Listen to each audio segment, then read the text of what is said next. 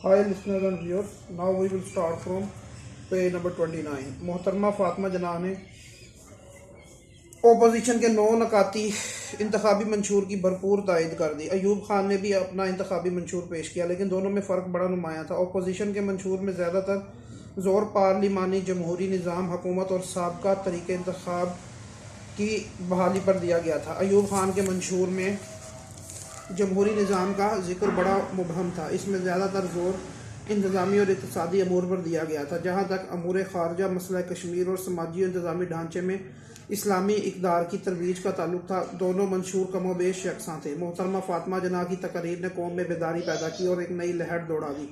कौम के हौसले बुलंद हुए और उनके दिलों से आमरीत का खौफ जाता रहा। ये कहना बेजा होगा कि मोहतरमा ने लोगों को आमरीत से टकरा जाने का हौसला अता कर दिया। माशाअल्लाह के खौफ से बचते हुए अवाम के दिलों में एक नया जज्बा पैदा हो गया था और आमरीत का खौफ दम तोड़ गया था।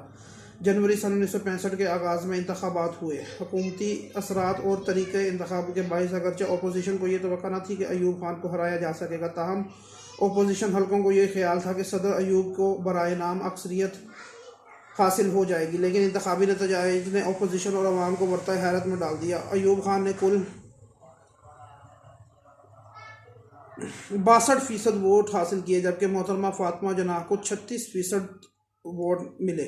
मौरखीन और तबसा नगारों में इंतखाबी नताइज को राय आमा का गमाज करार नहीं दिया जा सकता। नागदीन की राय में सदारती इंतखाबात को आम इंतखाबात के मुतरादिफ करार नहीं दिया जा सकता, क्योंकि सदारती इंतखाबात में लोगों को हक़ राय दही से महरूम कर दिया गया था और बुनियादी जमहूरियतों के नुमाइंदों पर मुश्तमिल इंतखाबी इदारे ने वोट डाले थे। इस तरह सदर अयूब खान की कामयाबी इस अमर का सबूत नहीं कि अवाम ने अयूब खान के निज़ाम और प्रोग्राम को तहे दिल से कबूल कर लिया था। मोहतरमा फातिमा जना ने लियाकत बाग में जिस जलसे से खिताब किया, उसका स्टेज बनाने और दरियाँ बिछाने का काम मैंने अपने हाथों से किया। इस दिन स्टेज पर चढ़ने में भी कामयाब हो गया था और सियासी कायदीन की तकरीरों और लोगों के जज्बात का बगौर मुतालिया करता रहा। और आज भी याद है, मैं मादरे मिलत की तहरीक के ज़माने में भी सारा दिन मुस्लिम लीग के दफ्तर में बैठा रहता था। शाम को लालटेन साइकिल के आगे बांध कर शहर में फिरा करता था। एक दिन सख्त थका हुआ था, समझ बूझ ज़्यादा ना थी। सीने पर मादरे मिलत का बैज लगाए हुए था। सख्त भूख लगी हुई थी। निशात सैनमा में शेख मसूद सादिक ने खाने पीने का बंदोबस्त किया हुआ था। शेख साहब सदर अयूब की कन्वेंशन मुस्लिम लीग में थे। मुझे याद नहीं रहा कि मेरे सीने पर मादरे मिलत का बैग लगा हुआ। मैं भूख के मारे उनके खाने वाले टेंट में घुस गया। देग से चावल बांटे जा रहे थे। जब वो चावल देने लगे तो बजाय चावल देने के बांटने वाले ने मुझे चांटा रसीद किया और कहने लगा कि माल अयूब खान का खाते हो और काम मादरे मिलत के लिए करते हो।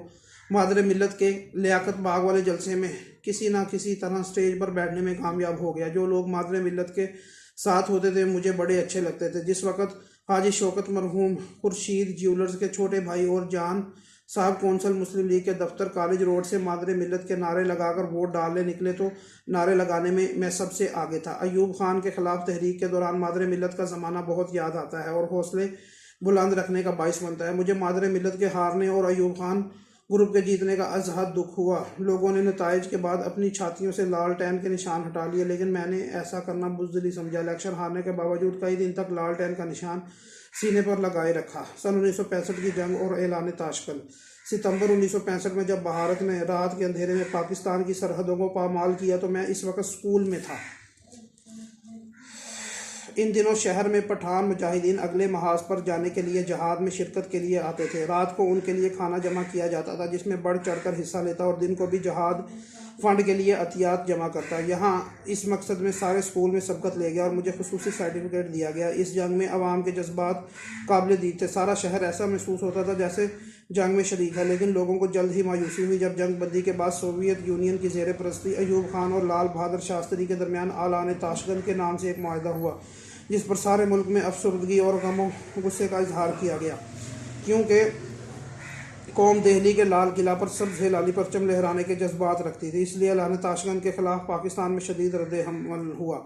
इस रात भारत के वज़ीर आज़म लाल बहादुर शास्त्री दिल का दौरा पड़ने से इंतकाल कर गए। मेरा शुमार भी उन नौजवानों में था जिनकी राय में हमने जंग में जो कुछ हासिल किया इस मुज़ाकरात की मेज़ पर हार दिया। इस ज़माने में दुनिया भर में तलबा में हिजानो इज़्तिराब की एक लहर उठी हुई थी। दुनिया के अक्सर व बेशतर ममालिक बिलखसूस 9 आज़ाद मुल्कों में नौजवान और तलबा को ये शिकायत थी कि हुक्मरान तबका अपने इक़्तिदार को इस्तेहकाम बख्शने के लिए नौजवानों को बुरी तरह कुचल रहा है। पाकिस्तान भी इस लहर की लपेट में आ गया। अयूब खान के दौर में हुकूमत में बिलाशुबा गैर मामूली इक़्तिसादी तरक्की हुई थी, लेकिन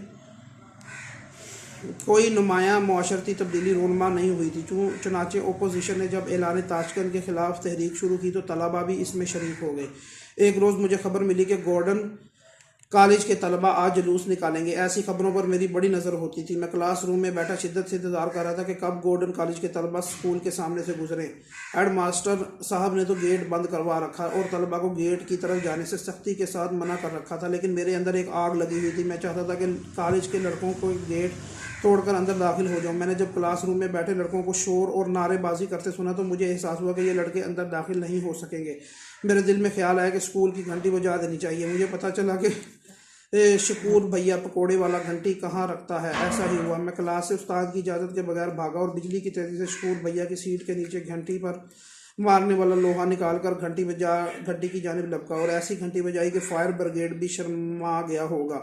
लड़के क्लासों से भागने लगे और कॉलेजों के बड़े लड़कों को जुलूस में शामिल हो गए। उस्ताद देखते ही रह गए और जब मैं भाग रहा था तो हेड मास्टर साहब की आवाज़ें लगा रहे थे। मुझे बहुत जल्दी थी क्योंकि मुझे भी अंदर से मेन गेट खोलना था ताकि लड़के अंदर से बाहर निकल सकें और बाहर वाले अंदर आ सकें। इस दिन मैंने दिल खोल कर नारे लगाए। आज भी जब इस वाक़े का ख्याल आता तो अजीब सा नशा महसूस करता हूँ। क्या शान थी। इस रोज़ कॉलेज के लड़कों ने मुझे कंधे पर उठा रखा था और मैं नारे लगवा रहा था, ऐलान ताशकंद मुर्दाबाद, हिंदुस्तान का जो यार है वो गद्दार है, गद्दार है, कश्मीर का सौदा नामंजूर। स्कूल में पहली गिरफ्तारी और रिहाई। किस्मत भी अजीब चीज़ है। ये जुलूस थोड़ी दूर चला तो पुलिस से मतभेद हो गई और पुलिस ने अंधाधुंध आंसू गैस का इस्तेमाल शुरू कर दिया। फिर क्या था, भगदड़ मच गई। ये पहला मौका था कि रावलपिंडी में आंसू गैस इस्तेमाल हुई थी, इसलिए स्टॉक काफ़ी पुराना था। पुलिस वाले आंसू गैस के गोले हमारी तरफ फेंक रहे थे और लड़के इन गोलों को वापस पुलिस की जानिब फेंक रहे थे। मेरे लिए ये पहला तजर्बा था। मुझे आंसू गैस का गोला पुलिस पर फेंकने के लिए काफ़ी आगे जाना पड़ा था। इतनी देर में दूसरी तरफ से पुलिस के आने से मैं पुलिस के नरगे में आ गया। पुलिस ने मुझे पकड़कर ट्रक में बिठा दिया। इसके अलावा और तलबा को भी बिठाया गया। शायद नग पूरे हो गए थे। हमें थाना सिटी ले जाकर हवालात में बंद कर दिया गया। इस हवालात में ताफुन इस कदर था कि बयान नहीं हो सकता।